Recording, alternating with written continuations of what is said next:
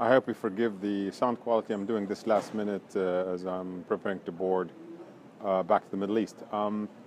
Wassan asked me to talk about the marshes of southern Iraq and the indigenous people that have been affected by the drying and the restoration. The marshes of southern Iraq are a World Heritage Site. They're, in fact, the place where Western culture was born. It's where agriculture was started. It is where the wheel was invented. It was writing was invented. It is, in a sense, not Iraqi. It belongs to the rest of the world.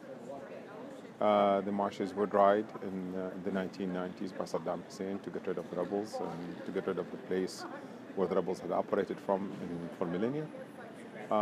Starting in 2003, the restoration of the marshes began in earnest by breaking all the dams and the embankments that had held the water. The problem, however, is that while we have about 60% restoration at this point in time, there has been a wide disruption to the biodiversity of the marshes. The marshes evolved around the idea of the fresh pulse, a flood that comes in from the Tigris and Euphrates every spring, just in time for winter, for the reeds to come out of winter hibernation, for the birds to be migrating out, for the fish to be spawning. And it was instrumental in restoring the fertility of the farmlands that has surrounded these marshes.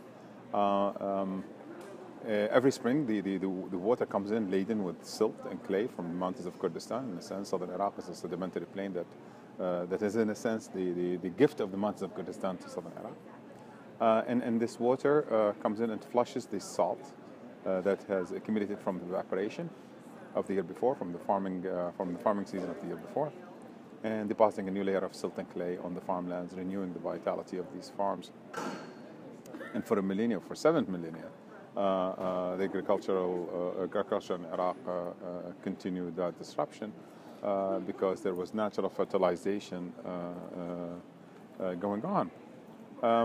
With the dams upstream on the Tigris and Euphrates, we have a situation that is untenable. Essentially, the marshes have been recovered, but they're recovered in a stilted way.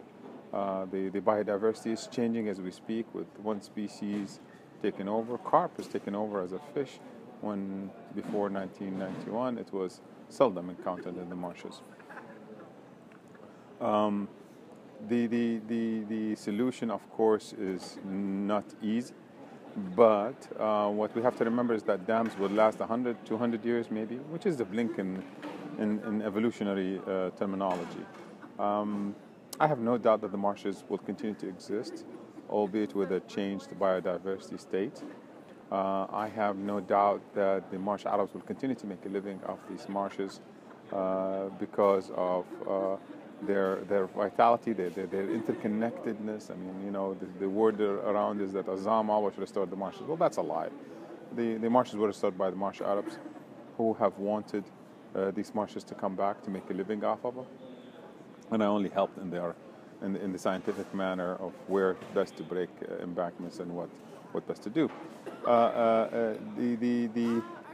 The problem with the dams upstream is that they have ceased bringing in silt. Flooding has stopped. That means that the salt is continuing to accumulate without being washed. The last flood we had in Iraq was 1988.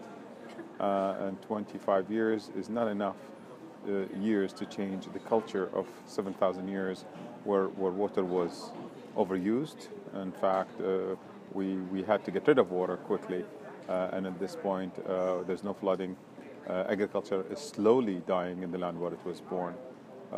It is incumbent upon us to help Turkey and Iraq reach an agreement on the use of water and management of the water, such that we can continue the existence of the marshes and the continuation of agriculture in the land where it was born. Thank you.